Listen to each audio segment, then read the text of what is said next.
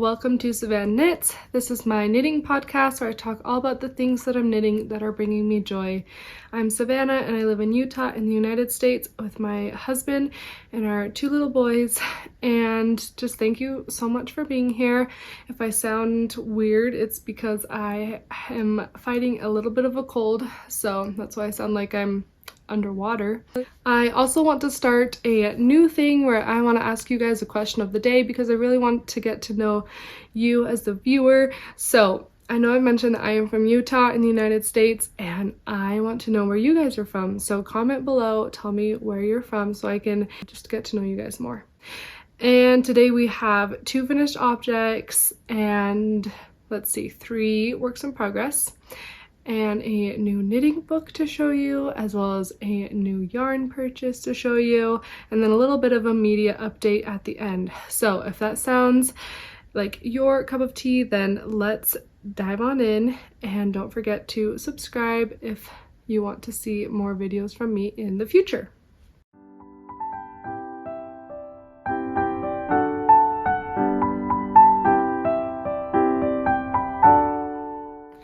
So I'm sure you can guess the first finished object, which is what I'm wearing. I have finally finished my book club cardigan by Sari Nordland. It was 2 months in the making, which feels longer than it sounds. It feels like I was working on this for a lot more than 2 months. I knit this with 4mm needles and I used drops Nepal in light beige, and I knit a size 4 for the body and a size 5 for the sleeves. I have talked about this cardigan a lot in the past 2 months, so I won't go too into detail, but I'll briefly summarize what the construction is like and my experience with the pattern and the yarn and all of those good things. So this is a drop shoulder cardigan. You work the back panel first, followed by the front 2 panels, and then you join under the underarms, work the rest of the body, and then do the sleeves in the round, and then do the button band. So I did add a bit of length to the back panel to match the front panels where I was in the chart, so I could keep it all the same spot in the chart. And then I did add a little bit of length to the body as well. I was kind of playing around with the idea of stopping at a full diamond, but I decided not to. I didn't want it to be super long, so I did stop kind of halfway through right there. I did stop halfway through and I think the length is perfect on me. Very happy with it. And then when I went to pick up stitches for the sleeves, the amount of stitches for a size 4 was going to be way too small, and even to pick up stitches for the size 5 sleeve, I think I was picking up every other stitch. So obviously I don't want to be skipping 2 at the same time. There would be gaping holes in my sleeve. Looking at the Ravelry project pages, that seems to be something that a lot of people noticed. A lot of people sized up on their sleeves, so that's something to keep in mind, and especially with yarn quantities. Now, I bought the yarn that it specified. However, I am using a different yarn. I'm using drops Nepal, which is a worsted weight, and the pattern calls for a sport weight plus a lace weight. However, in a lot of Sari Nordland's patterns, she said if you want to sub in a worsted weight instead of the sport weight and lace weight, just follow the yardages or the amounts for the sport weight. And I did that and it was not enough. And a lot of other people on Ravelry also have this issue. I've also talked to some people in the YouTube comments on my last video, and even on Instagram, saying that they have had the same problem with just not having enough yarn. And I thought for sure that I would have enough yarn because I didn't do the pockets, but I realized that that doesn't really give me a ton of extra yarn left over. The pockets aren't a huge amount of yarn used. So yes, because I probably added a little bit of length to the body, didn't do the pockets, maybe that evens out a little bit. And then picking up the larger size for the sleeves could make a difference on that. Anyways, I was a little over halfway through the button band when I ran out of yarn, so I did have to order some more, and I didn't touch this for a week while I was waiting for the yarn to come. But the yarn did come. It was the correct dye lot. Linda Hobby, who I ordered this yarn from, is always so good at matching dye lots, and I don't know if it's just because they have so much of the dye lots, because it's very well-known yarn, very well-known company to order from, that maybe they just have very large amounts of this dye lot, or if they're just really stellar over there and know that we knitters really need the same dye lot. I don't know, but this is the second time that I've had to buy extra yarn and they have perfectly matched dye lots, so I'm really grateful for that. And I think the biggest issue that I ran into with this pattern, besides the yarn amount not being accurate, is the button band. I found the instructions for the button band to be not very detailed, not very helpful in any way. There's no really tutorials linked or anything like that unless I missed something in the pattern. So I ended up following Starcross Knits tutorial on a double knit button band and absolutely loved it. She was very thorough, very helpful, convinced me to gauge swatch at the beginning of the video before I do the button band so I could make sure that my row gauge for the button band would match my row gauge for the sweater, which I'm so glad I did, because I ended up needing to use my ribbing needle for the button band, which is a 3.25 millimeter. And in the pattern, Sari suggests using the same needle you use for the body, so 4 millimeter needle. And if I would have done that, I would have ended up with a wavy button band because my row gauge would not have matched. So I'm very happy that I swatched for that double knit button band before I got started. I also did make sure to lay out the buttons where I wanted them to go, and before I started the button band, and then just followed the Starcross Knits tutorial. However, when I finished the button band, I noticed that the top button was in a really awkward spot. It was really high and it just looked awkward to button up. And originally I had thought it would be fine because then I could wear the cardigan without a shirt underneath or anything. I could just wear it as a sweater, but it still looked weird and I didn't like it. So instead of unraveling the button band or snipping the stitches around the hole, I snipped out the button on the top, and then I just did duplicate stitch over the buttonhole and kind of sewed it closed. And I don't know if you can tell, maybe I'll show you and see if you guys can see where it is. I can tell where it is because I'm the one that did it, but it is somewhere right here. Can you see that little tiny indent right there? That is where it is. But I think it looks fine. My hair covers it mostly anyways. This is how I normally wear my hair, kind of in the front like this, so it doesn't bother me at all. It would bother me more if the button band was there, or if the button was there in the buttonhole. So yeah, I just have a 3-button book club cardigan and I absolutely love it. I think it looks way better. Again, I've noticed that with a lot of other Ravelry projects that they also didn't like the top button.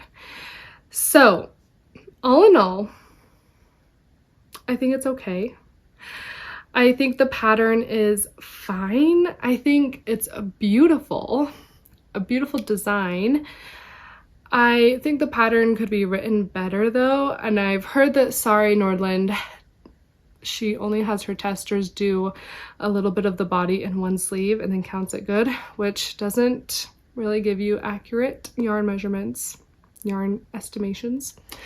So that's a point against it. And then I just feel like there's some lacking in the attention to detail. So that's a little bit annoying. I also, when I was trying to cast off the button band, this is my first time doing a double knit button band, I was surprised that all of the options for casting off left this really awkward line on the bottom.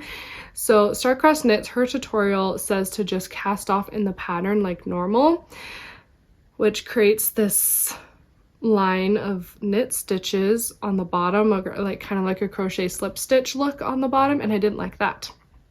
And then in Sorry Norland's pattern, she says to cast off purlwise on the wrong side of the button band, but it still is giving you this harsh edge. And I really wanted the end of the button band to look like the cast on edge for this. And I was looking at it and it honestly looks like the end of a sock, like you Kitchener stitched it together. So I thought that I would try to do that on the cast off. So I just kind of maneuvered the last stitches onto 2 needles exactly like I was doing a sock, and then just Kitchener stitched it closed. And you can tell, let me try to get this focused here. You can tell that there's no weird line at all, and it looks exactly like this side. So that was, I was really proud of myself for thinking of that, but also kind of flabbergasted that no one else has thought of that, because it really wasn't hard at all, and it gives such a clean finish, and it matches the other side of like your cast on for a double knit button band. So yeah, I'm just kind of not sure. If you guys have run into that, like having those instructions for doing a Kitchener stitch type cast off or a double knit button band, let me know, because I don't know if it's just this Sorry Norland pattern and the Star-Crossed Knits tutorial that didn't have it, or if this is just a well-known thing and I'm late to the party. I'm not sure. I would love to know though, because I am curious. Let's see, overall other thoughts. I think that this strip of moss stitch is quite large for my size, and I get that you do need that for like this extra positive ease right here to fit well, but when my arm is down, it just feels like a very long strip of nothing, and my eye kind of goes there. So that's another thing that I'm a little bit unsure about. And then I was talking to my mom about this cardigan, and I showed her a picture of it, and then she said that she has the same one, and she showed me a picture of this sweater that she got from LL Bean, and I was like, oh, that looks very similar. Obviously this, what is this, the horseshoe cable, is that what this is called? This one is facing the other direction, right? They're opposites. But even the layout of the stitches, you have this moss stitch, you have this cable, it looks so similar. My mom says that LL Bean has been making this sweater for years and years and years, so I don't know what the origination of this type of sweater is, but it does make me curious if Sorry Norland saw this sweater from LL Bean or maybe some other fast fashion place and decided to just knit it herself, which, I mean, I think that's awesome that we as knitters can look at a sweater and think, oh, I can knit that and I can make a pattern out of that. And obviously Sorry Norland does have noticeable differences. She has a V-neck button band instead of like a shawl collar like my mom's has, and some of the cables are a little bit different, but overall they look very similar, which I think is fascinating. And I would just like to know where this pattern originated. Maybe I'll do some more research and I'll let you know what I find out. But overall, I do really, really love this sweater so much, this cardigan. I've worn it a ton already. I love how it fits. Blocking, it really did open up a lot, which I'm glad, because my gauge was a little bit tighter than my swatch ended up being. So it really expanded a lot and now it fits perfectly. I'm very happy with the length of the sleeves. I love how the cables pop with using this Drops Nepal. That's a 3-ply yarn, so cables really do look good on a 3-ply yarn. So, and I love the color. I love the color on me. And honestly, it was worth the effort. It was worth all the hand pain and all of the cabling. It was worth it. Would I do a cabled sweater all of the time? No. I think I want a break for a while from a more complicated knit. But it was a really enjoyable process and I really liked how engaging it was. And I can see the appeal of why people are drawn to cable sweaters, lace sweaters, colorwork sweaters. All of those things are engaging, and when you're in the mood for it, they can just really enhance your knitting. So all in all, very, very happy with it. Can't wait to get a lot of wear out of it this winter. And as I said, it took me 8 weeks to make this, and it was worth it. I feel like my voice sounds really, really low when I have a cold. Hopefully that's not too annoying for you. But I have another finished object. These are my basic beginner bed socks by Selbu Mittens. And I barely followed the pattern. I only use the pattern for the stitch counts because I have never done a worsted weight gauge or a worsted weight sock before. And it's a free pattern that I found on Ravelry. I knit this with a 3.5 millimeter needle, and I used Barocco Vintage in Chana Doll and Buttercream. And it is a, as I said, a worsted weight yarn. It's an acrylic, wool, and nylon blend. And this yarn was gifted to me by my parents, which was very nice of them. My mom specifically said, make something for you. So I did. And I made some squishy socks that I can wear to bed, wear around the house when it's cold. I actually wore these last night and it was very cozy. I love how squishy they are. And I think they're squishy because of the worsted weight, but also I did a 3x1 rib.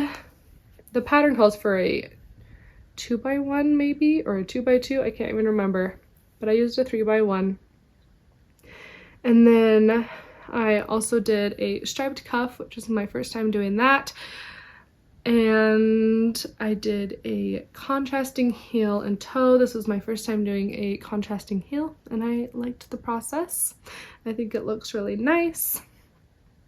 And yeah, I don't know what else to say about these. Just a basic sock. I started these on November 8th and I finished them on the 15th, so they took me only 1 week. And I have enough yarn to do kind of a reverse version, so a white base color with the orangish brownish for the contrasting color. So I will eventually make those. My husband has been saying that he wants some socks to wear to bed as well, so I might make him a version and then we could be all matchy. That's so cheesy, but it would be fun. So yeah, these are my most recent socks that I made. Let's move on to some works in progress.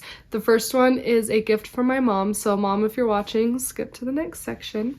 But I am making something from this book, Norwegian Knitting Designs, 90 Years Later. And I'm actually making these mittens right here on the cover. Let me get them out and show you. I have already finished one mitten, which you guys saw last week, but I'll briefly show it if there's anyone new here. Look how pretty. I'm just seriously so obsessed. I am using 2.25 millimeters for the cuffs magic loop, and then I switched to 2.75 millimeters on short circulars for the rest of the mitten, and then I switched to magic loop 2.75 millimeters for the decreases at the top, which I was a little bit worried about laddering for switching to magic loop at the top for the decreases, but you really can't tell at all. And I think it's because it has this detail right here, kind of hides it maybe a little bit.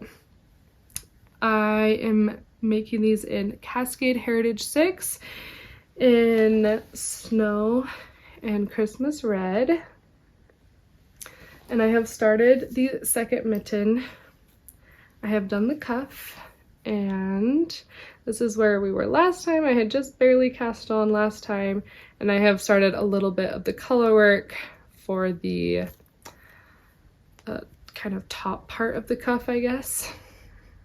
So yeah, whenever I do pick these up, they're just very addicting, and I just want to do the next row and the next row and keep going on the chart. It's very, very fun to knit. However, I do find myself not really reaching for these very often because they are more of a complicated knit, and I haven't really been knitting a lot in the evenings.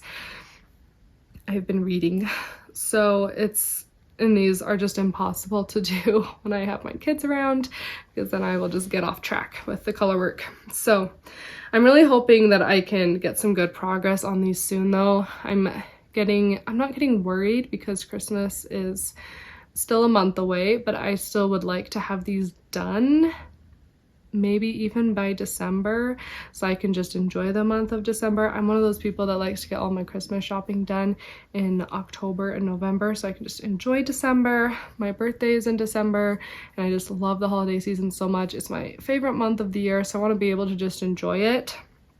And not that gift buying is not enjoyable, but sometimes it can be a little bit stressful, and I just like to have a free to-do list for that month. So it would be wonderful if I could finish these before December. However, I would need to really prioritize these, especially in my reading hours, and I don't know if that's going to happen because I have a book that I'm really excited for that's coming to me today. It's Songbird in the Heart of Stone, and I think that book might take over my life a little bit for the next week. So we'll see how much I get done on these. But as of now, I started these on September 29th, and so I've been working on them for 1 month and 3 weeks pretty sporadically. So hopefully the next time we chat, it would be amazing if I had a good portion of the finger done. I mean, I feel like maybe I could finish this part and then get to maybe here and like split for the thumb. That would be cool. But I'm not going to stress myself out about it either. So I will go ahead and move that marker up, and we'll see where I get to the next time we chat. My next work in progress, I am so happy about. It's been the one that I've been focusing the most on, I feel like. It is the Port Jacket by Ozetta. I am knitting it with 4mm needles, and I'm using Eastex Let Lope Be in light gray. This is what it looks like. It's really kind of white and cream and gray and black all mixed together, which I think gives a really cool depth to the color. I am knitting a size extra large, and last time we talked, I had just cast on for the left front shoulder. It's the same construction as the book club cardigan, where you work the back panel, pick up stitches for the front left and right panels, and then you join under the underarms. So last time the stitch marker is right here, and I have finished the left panel and I have joined under the underarms, and honestly I have knit quite a bit under the underarms. Look at that length right there. So I only have a little over an inch before I start the ribbing, which feels a little bit short. Like this feels like not a huge cardigan, and I kind of want it to be long because this is going to be my go-to jacket in the colder months. However, the ribbing is 4 inches, so once I hit the final measurement for what the body should be, I'll just measure and see if 4 inches of ribbing will be long enough for me, which it should, because I'm not a short person, but I'm not a tall person either. I'm 5'5", so I'm hoping it'll be fine. Let me pop this on for you so you can see what it looks like. Right, I have scooted back a little bit so that you can see. So yeah, this is what it's looking like. You even still can't see. I will scoot back even more. Yeah, so it's just hitting me at my waist, like the smallest part of my waist. So I don't know, we'll see about the length when I get there. But I am not finding it too itchy, so that's good news because this is a very, very woolly yarn. It is very lightweight, which I love. I think will be perfect for a jacket, and I think it's fitting really great. I have got quite a bit of space under the underarm, but I wanted that because I want to be able to put this over a bulky sweater if I'm wearing a bulky sweater. And my gauge swatch for this did grow, so my gauge is a little bit tighter than what the pattern says, but when I blocked it, I hit gauge. So I'm expecting a little bit of growth during blocking, which I think will be perfect. And then I wanted to see if you guys could notice any tension issues. I don't think you can see any, but I'm having tension issues with this yarn, and I think it's because it is so hairy. There's so much yarn coming off of it that it's catching on my needle a lot, especially as I'm purling. So when I purl, I'm a Norwegian purler, so I always leave the yarn in the back, and I kind of do a yarn over before going into the stitch, reaching back up and getting that yarn and bringing it through the stitch and out and dropping that stitch off the needle. And sometimes when I'm moving the needle around so much, it's getting caught on all of the fibers that are coming out of the yarn. So I'm not able to pull the stitch as much to get that right tension, because to get my tension even, I need to yank a little bit on the yarn after I pull that stitch off the needle, and sometimes the fibers stop me from doing that. So I have noticed many places where my purling looks a lot looser. Some of it looks a little bumpy. Of course I can't find any now that I'm trying to show you, but I think this yarn is really forgiving in that, and I think blocking will help a ton as well. So I'm very, very glad about that. And also I think I'm just really tired of purling. This is my third cardigan / jacket in a row. I just need a top-down sweater after this. I need to do no more purling for a while. And I think the next sweater I have on my queue, is it drop shoulder or is it raglan? I'm not sure. I really hope it's raglan. Anyways, but I'm still trying to enjoy the process, and I am really excited about this. I think I'm just kind of over the back and forth knitting for a while. So I don't think there's too much else. It's just your basic drop shoulder right now. There is some cool ribbing details that will be around the arm holes right here. That will be lovely. So I have thought about the option of stopping the body and picking up stitches for the sleeves and starting a sleeve. I just can't bring myself to do it though. I know a lot of people love doing that and find it very helpful to break up the monotony of knitting a long body of a sweater, but I feel like I would dread going back to the body after finishing a sleeve. So I'm just gonna get the body over with, then I'll do the sleeves and then the button band. And I started this on November 5th, and I've been working on it for 2 weeks now, and hopefully I will get the body done quickly, or at least get to the ribbing.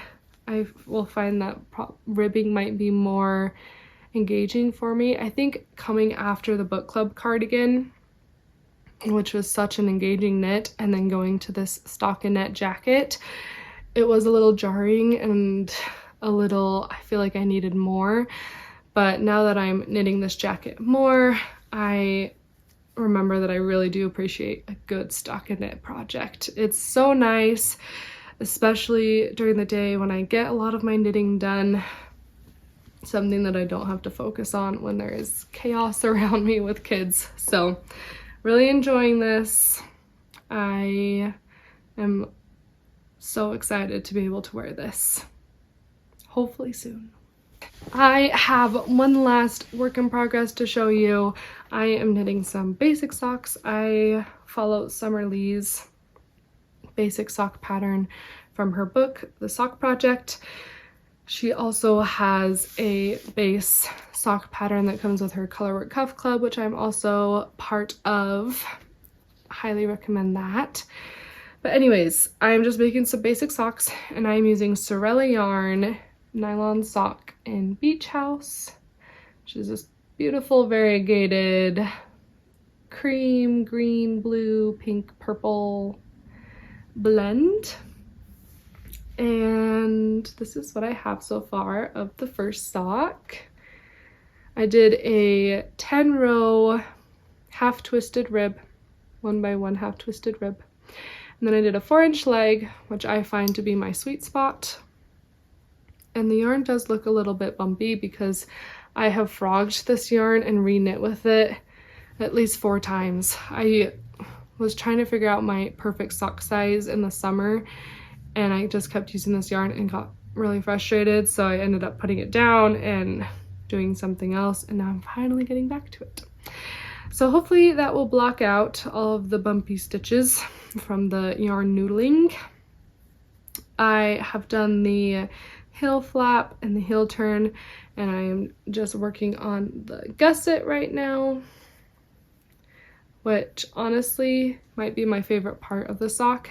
A lot of people love the heel turn, making this right here, this part, which it is a magical thing to make that, but I really just love the gusset decreases and how it looks, like having those clean lines of decreases down the side of the sock, and I just find it very satisfying to decrease.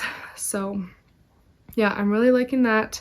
I have noticed that when I do socks, one pickup edge is a lot neater than the other, so when I pick up stitches on this side, it's very, very neat looking, and when I do the other side, it is not as neat. Like, those stitches are so bumpy.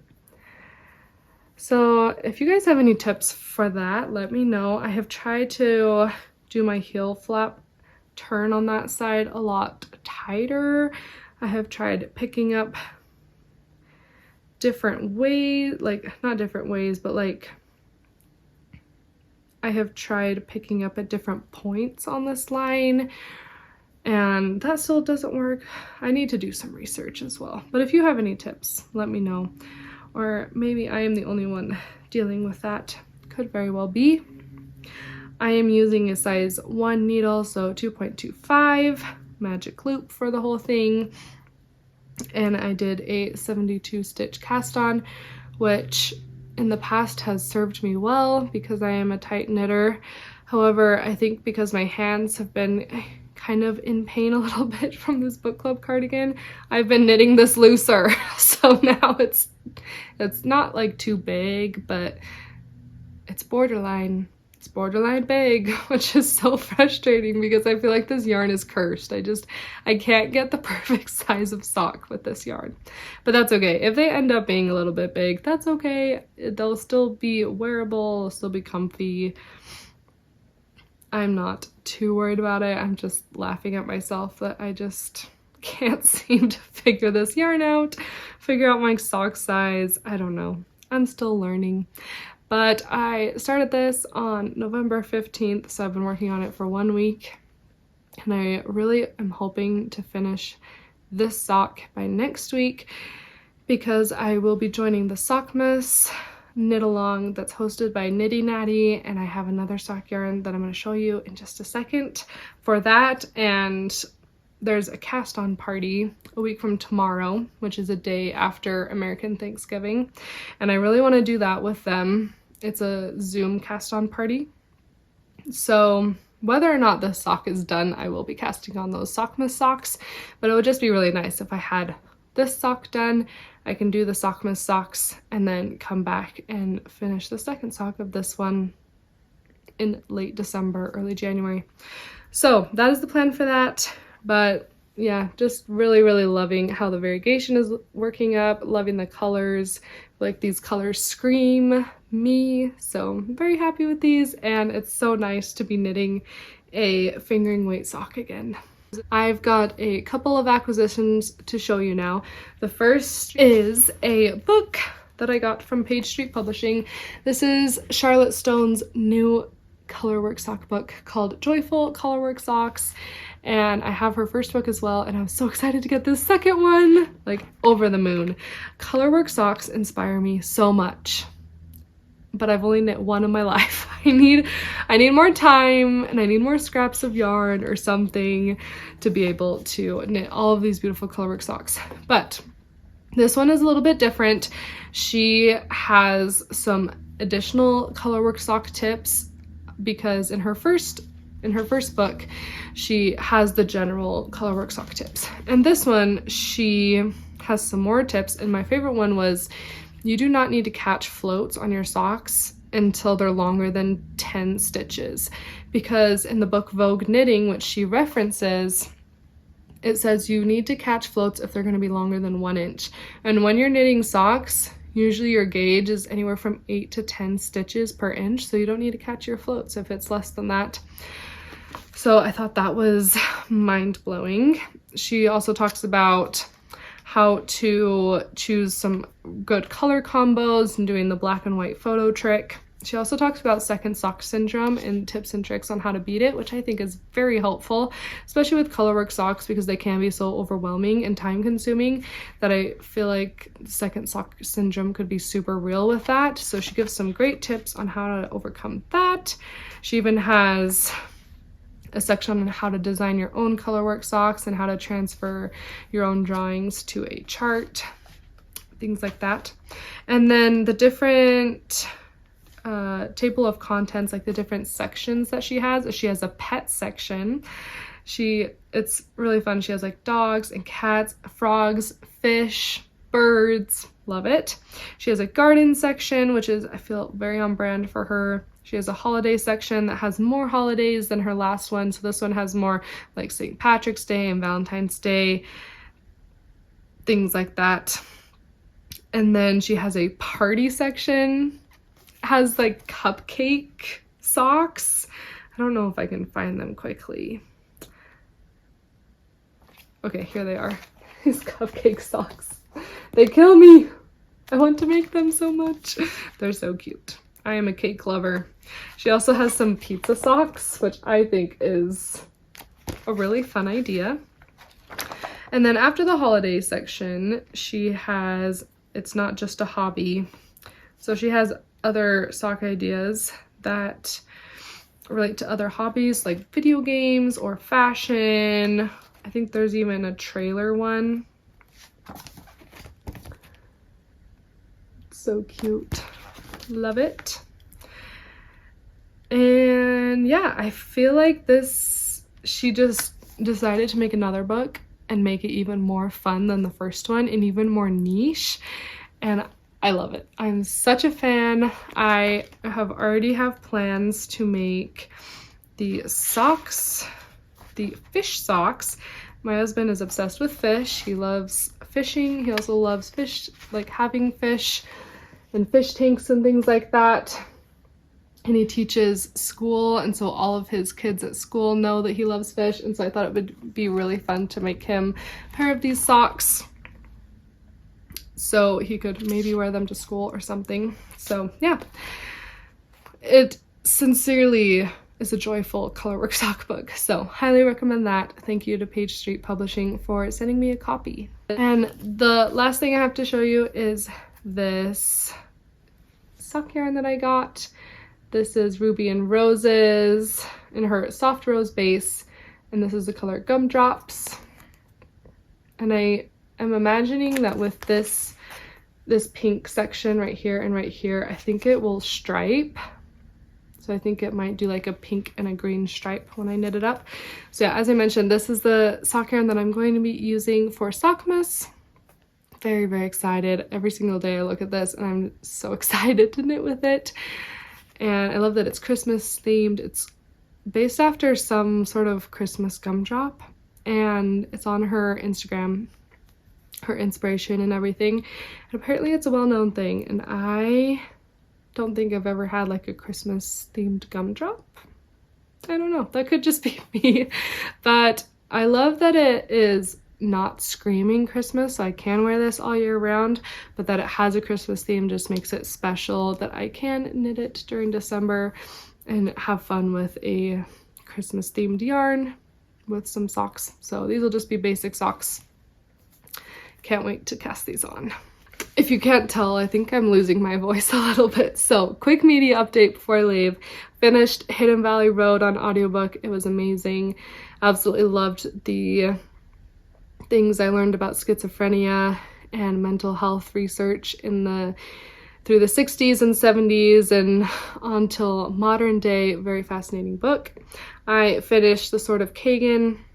Loved it so much. It's a fantasy that I can't really compare it to anything else. It just feels so unique to itself and very entertaining, very powerful and moving. And then I read going through a bit of a Draco Malfoy and Hermione fanfic phase. So I read Draco Malfoy and the Mortifying Ordeal of Being in Love. That one was purely delightful. The banter was top notch. The writing was very witty and very well done. It was a delight to read. And then I am currently reading The Auction, which is another fan fiction, which I am liking so far. And then, as I mentioned earlier, I'm eagerly awaiting my copy of Songbird in the Heart of Stone, so I can start that. That is the third book in the Serpent and the Wings of Night series. However, it's kind of a standalone with some side characters being the main characters now.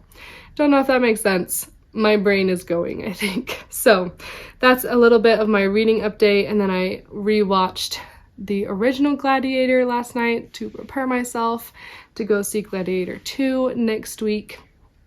And I've also been keeping up on the Great British Baking Show, which has been a delight as well. And I think that's all for the media update this week. So thank you so much for watching this week's episode. I really appreciate you being here, and I would love a comment telling me what you are working on. And if you have any other comments about what I've been making and up to recently, I'd love to know your perspective on Sorry Nordland patterns specifically, and the book club cardigan, and any of the things I've mentioned. And I would really appreciate it if you would subscribe so that you can watch more from me in the future if you've liked this episode today. You can follow me on Ravelry and Instagram at Savan Knits. And I think that's all for today. I wish you guys happy making, and I hope you're finding joy in what you're knitting. So I will talk to you next time. Bye.